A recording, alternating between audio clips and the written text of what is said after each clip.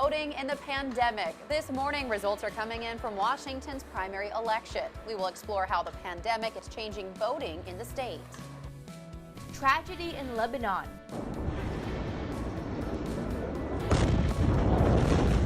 Dozens killed and thousands hurt after a massive explosion in the country's capital. This morning, investigators are searching for answers about how this happened. A final day of temperatures in the 90s before we see a cool down come as a cold front arrives. We'll also be talking about wind and the possibility of some showers. Up with KREM starts right now with Jen York, Joshua Robinson, Evan Noorani, and Dana Marie McNichol. This morning, Washington Governor Jay Inslee is advancing to the November general election. He will likely face Republican challenger Loren Culp. Last night, Governor Inslee tweeted, "On to November, early to bed, early to rise, work like hell and organize." Well, coming up, we'll have more on the voter turnout and his challenger, Culp.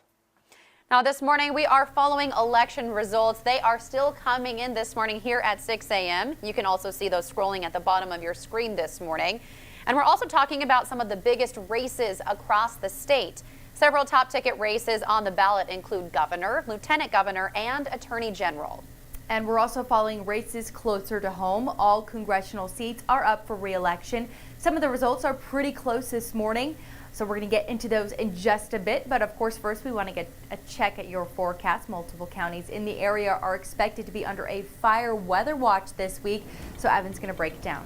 Good morning. Yeah, it looks like that fire weather watch is going to take effect about tomorrow afternoon and continue through tomorrow evening. That's as wind picks up as a cold front arrives. So today's going to be probably the final day of 90-degree temperatures for the week. We cool down going into about your Thursday, Friday, and then into the rest of your weekend, where we'll stay mainly in the 80s, but at least today we're making it back to the 90s once again. Take a look at this. 94 degrees expected between about 4 and 6 p.m. That's going to be kind of prime time to run into those warmer temperatures. That'll be the warmest portion of the day. As I mentioned, this cold front that arrives, that just kind of rolls in from the west side of the state, is going to affect us in a number of ways. Temperature-wise, wind speeds, and possibility of precipitation too. So we start to see it develop on the west side of the state, move in our direction by the time we get into about your early Thursday morning. Here's 9:30 a.m. tomorrow. We see cloud cover across eastern Washington, showers over the Cascades pushing in our direction, and those will continue towards us with some scattered showers and possibility of some scattered thunderstorms even going into your Thursday evening, especially through the higher elevations. Temperatures, because of that, are going to be declining and mainly really making it to the 70s by Friday. That's going to be kind of that notable day. 78 degrees as that forecast high, as opposed to 90s or triple digits. For today, though, enjoy the 90s. We've got 80s in store for tomorrow with that chance of showers, and then we start to see the sunny skies return for the weekend. That's the good news, is it will at least be back to sunny conditions into the weekend and the beginning of next week, but we do have to contend with a few showers and breezy conditions along the way. I'll send things back over to you. Boy, Evan, when we hear showers and the high fire danger, we like to hear that there might be some moisture in the air. Of course, we'll be checking in with Evan here in his full forecast here in just a few minutes. But first, we do want to get to this. This morning, the Secretary of State's office is reporting a poor voter turnout here in Spokane County. Right now, only 24% of local voters turned in ballots for the primary election. Now, as of last night, more than 83,000 ballots were counted, but there's still about 32,000 votes left to count. In last year's primary election, Spokane County saw a 34% voter turnout. Now, there was a decently large voter turnout in Ferry and Columbia counties. More than 50% of voters returned ballots. And in Pend Oreille and Lincoln counties, there was a 40% voter turnout. Well, this morning, Governor Jay Inslee has a majority of the votes to move ahead to the November general election. As of last night, he held 52% of the vote. Now, he is likely to take on Republic Police Chief and Republican Loren Culp. Culp has 17% of the vote.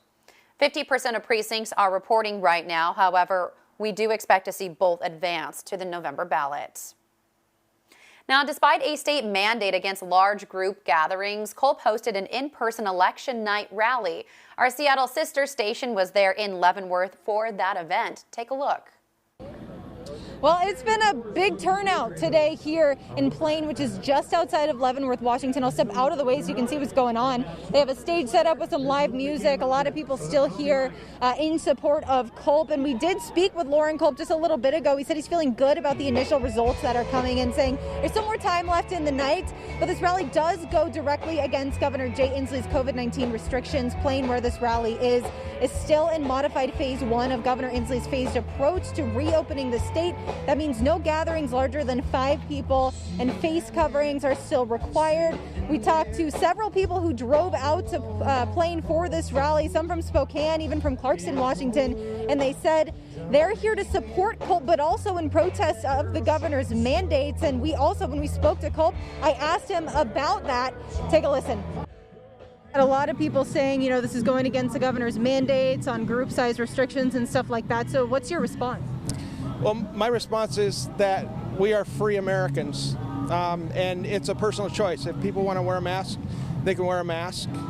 Article 1, Section 7 of the Washington State Constitution gives us the right. It says that no citizen shall be disturbed in their private affairs.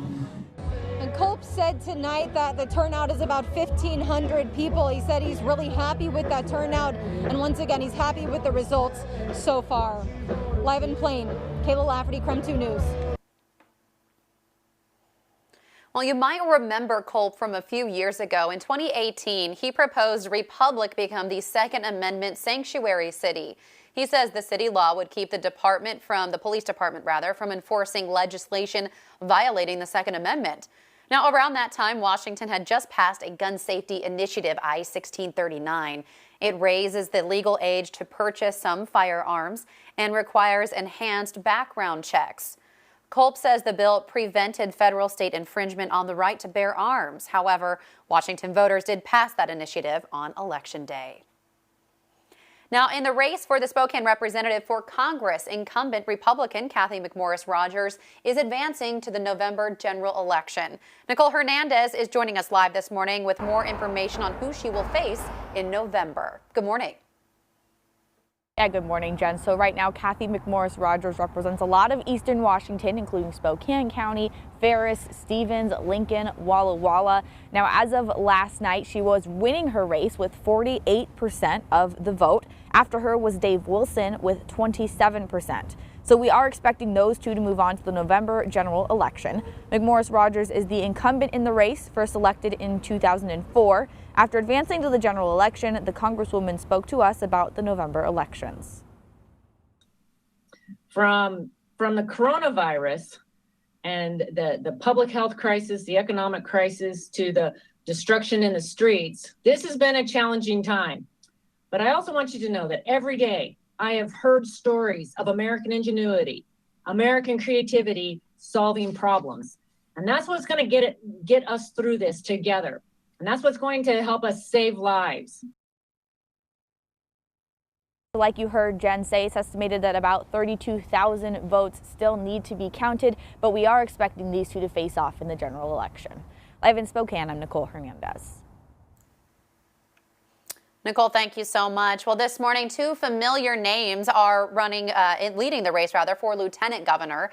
This includes U.S. Representative Denny Heck, along with Senate Floor Majority Leader Marco Lias. Nearly 12 candidates lined up to take Lieutenant Governor Cyrus Habib's seat. He is not running for re-election. Representative Heck has 28% of the vote. Meanwhile, Lias has 17% of the vote. And Dana Marie is joining us now with a closer look at the latest races here in the county. Good morning. That's right, Jen. Here in Washington District 6, Jenny Graham is running for re-election for her seat in the State House of Representatives. Now, after last night's votes were counted, expect to see her on the general election ballot. Last night, she got over 50% of the vote, followed by Democrat Tom McGarry. Last night, Representative Graham sent us a statement saying she's fighting for local control for decisions regarding the upcoming school year. One of the things that's been really important to me, not only as a mom, but a legislator, is that I am fighting for local control and flexibility. That is absolutely going to be so vitally important, because what is going on in one county might not be going on in another county. Now here are some other key races we're following this morning. In the race for Spokane County Commissioner in District 1, Josh KERNS has a massive lead over Ted Cummings. As of last night, KERNS has 60% of the vote. He currently holds the position, which covers the north and northeast areas of the county. Last night, KERNS sent us this statement. When we get to November, we're going to show folks that the Republican Party is ready to govern. We are ready to continue our strong family-based values. We are committed to lower taxes, less regulations, and we are the party that is going to improve the quality of life all across this country. The race for Spokane County Commissioner in District 2 is much closer. Mary Cooney is leading with 58% of the vote, followed by David Green with 41%. A Democrat is in the lead to possibly take over Representative Matt Shea's seat in the State House. Now, this has been a very talked about race since the beginning of the year. Shea is not running for re-election. He has come under fire after an independent investigation found that he participated in or helped promote acts of domestic terrorism in the U.S. Now, as of late last night, Lori Fagan is in the lead with 40% of the vote for the state representative position 1 in District 4. Bob McClasson is in a close second with 36% of the vote. Mike Conrad, who is currently holding the role in position 2, has 16%. Now, Fagan did release a statement last night as results came in. She said, in part, "I want to thank the voters and our volunteers for their support. We have always known this would be a challenging race, but these numbers look good, and I'm encouraged about what these results mean for our campaign." And in the race for position 2, Lance Gurrell has 39% of the votes, followed by Rob Chase with 32%, Leonard Christian with 24%, and Washington's 4th legislative district covers much of East Spokane County, including Spokane Valley and Liberty Lake in the State House. Now, State Senator Mike Padden will defend his seat in the Washington State House in November. He's held the position in District 4 since 2011. And as of this morning, he has 57% of the vote. John Ross Kelly, has 38%. Last night, he sent us a statement on defunding the police. Number one, we support law enforcement. We don't believe the police ought to be defunded. They need our support. They go into harm's way for us. And while we can have certain agreed upon reforms, we certainly don't want to accept the radical approach of the Democrats to defund the police. Padden also served in the House of Representatives from 1980 to 1995 before jumping back into politics in 2011. Now, for a full list of election results, you could text the word elections to 509-448-2000. You could also see those results scrolling at the bottom of your screen. It is 6:11 now. I'll send it over to you, Jen. All right, Dana Marie, thank you. Well, election night looked different this year for many candidates. Many candidates opted for virtual events during the pandemic. Ian Smay has more on how the pandemic has changed those watch parties. Many events have been canceled or moved online due to the pandemic, and candidate parties are no different. With large gatherings not allowed in Washington, things have taken a much different look this year. We usually see large parties where candidates and their supporters wait to see the results. Take this party for Republican Representative Kathy McMorris Rogers. She decided to take things virtual this year. And while she still got to talk to her supporters, she said she wished she could see them in person. This has been an unusual election cycle, to say the least. I'd much prefer to be together in person, being able to share this evening and to interact together. But as you all know, we're in this time where we are doing more virtual and honoring the social distancing recommendations that are in place. McMorris Rogers was also joined by other Eastern Washington Republicans. Some of those included State Legislator Jacqueline Maycumber, Spokane County Commissioner Josh KERNS, and State Senator Mike Padden. But not everyone decided to take things virtual. Marcus Riccelli, who represents the 3rd Legislative District, decided to watch the results with his family. While we saw many politicians speak to their supporters virtually or decide not to speak at all, there was at least one candidate who decided to hold a party. Republican governor candidate Lauren Culp held an election night party in Leavenworth to watch as the results came in. In the newsroom, Ian Smay, KREM 2 News. Still to come here on Up with KREM, Chad Daybell, the stepfather of 2 Idaho children, is headed to trial. After the break, why his attorney says the case should be dismissed. Plus, dry weather outside to start off your Wednesday. We'll be talking about a cold front that arrives, bringing in wind and the possibility of some showers. It's coming up after the break here on Up with KREM.